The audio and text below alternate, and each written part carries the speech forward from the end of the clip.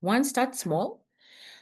Feed yourself first. I always tell farmers, many farmers want to go into organic farming commercially with the first harvest. It's impossible. You need the land to heal. You need time to learn how the crops are working so that you don't have to have huge losses when you get to the market. So what I would say is start small, feed yourself fast, and start selling in your community, because that's the easiest place. The farm gate, it might not give you the best prices, but it's going to build trust. It's going to give you a chance to learn how to grow your produce organically. It's going to buffer you from the risks of having to put in a lot of investments on large parcels of land, and then you don't get a market that you had anticipated. So I would just say, like when we even train the farmers, we always say, where do you start with your market? One, you start with your family. Make sure you feed yourself first. Number two, how would you move? Then you just move to the neighborhood. Then now you can start the home delivery baskets. And as you're going through the processes, remember not to walk alone. I would highly encourage you to see if you can be able to link up with some farmers. So I really want to share about how we can be able to grow the organic movement. And my proposition today is why entrepreneurship is the missing link. So we can go on. So basically here, you find that, many organizations, or how the organic movement, was really grown, was actually mainly focusing on production. So what we've done, we've successfully trained farmers on how to grow organic, but we've left them stranded at the farm gate. So many farmers that I normally interact with are always saying that, we are trained on organic, we actually follow the principles, we are in PGS groups, but we don't have access to markets. And you normally find that, farmers become, they face really huge barriers when they want to become entrepreneurs. So basically, we found that we have made farmers to be, experts in cultivation, but they don't really have the critical knowledge on how to navigate markets, branding, logistics, and value addition. So farmers are normally not really aware on what to do. And if you look at my pictures, there's a picture up there of a sack of potatoes. And that's normally what normally would happen for us in Kenya, that when farmers are not able to access markets, the middlemen come, and the sack is not a regular sack. It's a sack with a head.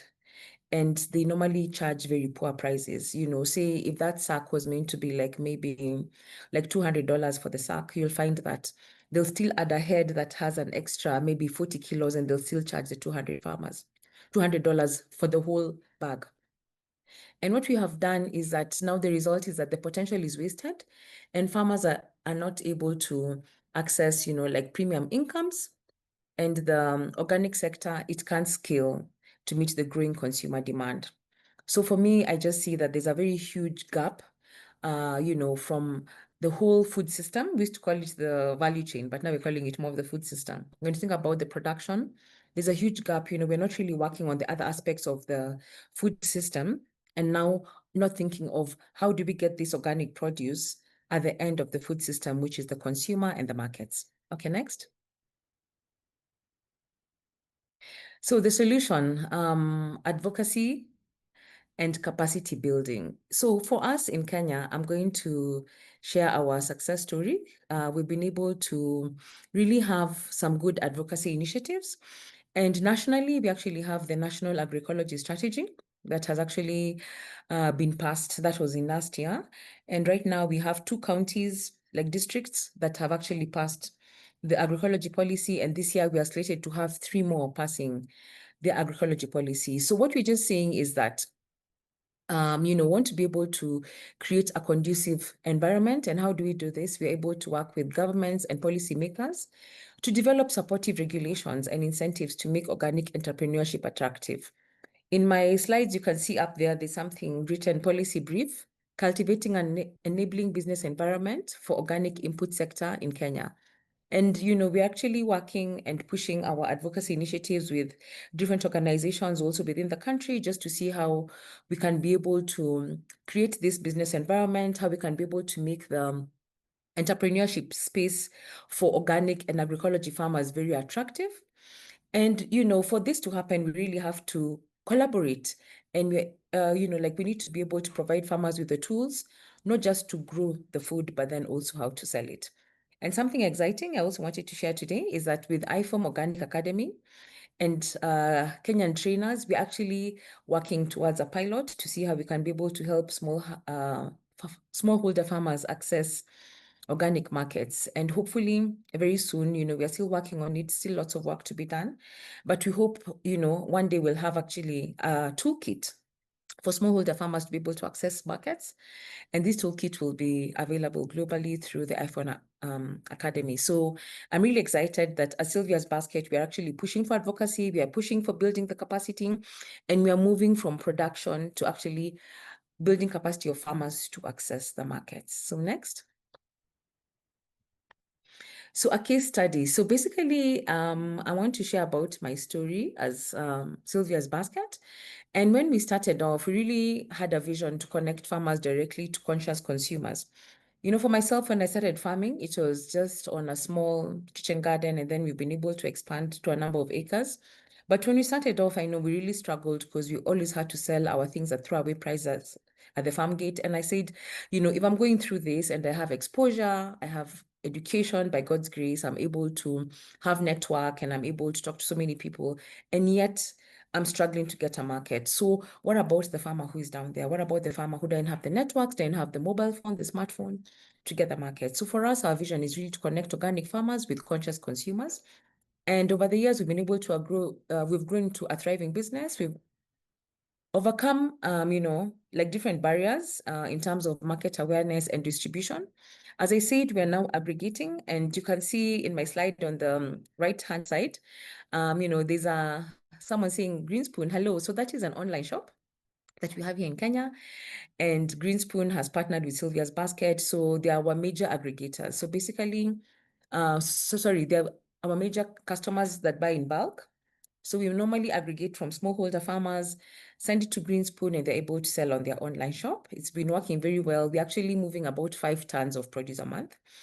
And also, when you think about it, Sylvia's Basket, we are hopefully trying to demonstrate an entrepreneurial mindset that organic produce can be successfully branded, valued, and sold. Because sometimes you find that farmers are taking their produce. Many farmers in Kenya, even right now, take their organic produce and it's not branded. So nobody knows the difference between the conventional and the organic.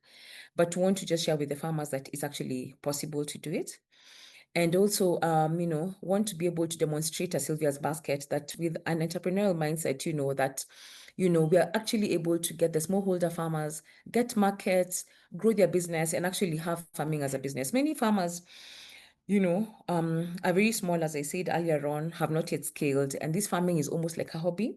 And how, if it's going to be a hobby and it's going to be really small, how will we encourage the young generation to actually think that, agroecology, organic is attractive? It's something that they really want to do.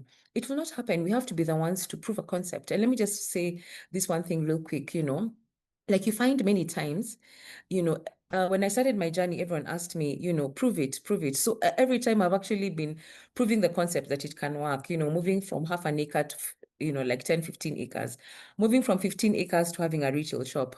Then I was proving retail shop can now move to an aggregation center. And unless we have more actors proving it, how will we get more people to join the movement? Then the next one. So my personal journey in advocacy. And one thing I just want to, like share with us is that as a farmer and entrepreneur, you have no choice but to get into advocacy. I hadn't thought I was going to get into advocacy. And just like my brother who was, at BioFar, I was actually very lucky to actually go to the Congress and basically just being able to say that, if we have to, we have to invest in farmers beyond production, for us to actually see the organic movement growing. And I've been very passionate about that, like how do we move from production? Many of us civil societies, we've just been stuck in the production space, but there's so much more. Can you imagine if you had more actors working in value addition, more actors working in logistics, which is one of the major bottlenecks for farmers being able to access markets?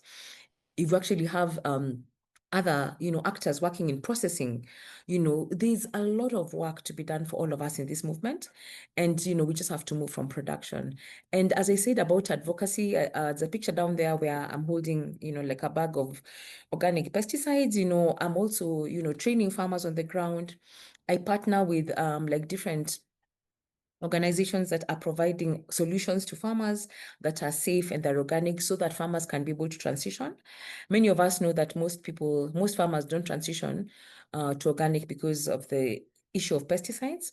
And up there, you can see one of our people at Sylvia's Basket at our aggregation center with a good display. And basically, the work that I've been doing, I've been championing for, supporting farmers through PGS to be able to get certified ways in which they can be able to, be able to get certified and access the markets, of course, through PGS. And we've also been involved in key policy dialogues, ensuring that the voice of organic entrepreneurs is heard by policymakers. So the thing about it, this is one thing I want to say before we end. Many times, people make policies and the right people are not at the table. So policies are normally made by technocrats and people who have got PhDs and all those things, but hardly do you ever find farmers on the table making choices for themselves. If you think about these big workshops and conferences, majority of the people who attend them are not farmers. There are people from the civil society, which is okay, people from different organizations, but farmers always have the smallest, representation. And for me as an individual and also as Sylvia's Basket, we are pushing to make sure that farmers are at the table, making the choices, heard by policymakers and also making the policy. And also being able to work with different networking platforms to connect farmers, processors, and retailers to build a very strong organic ecosystem. Thank you very much. Thank you.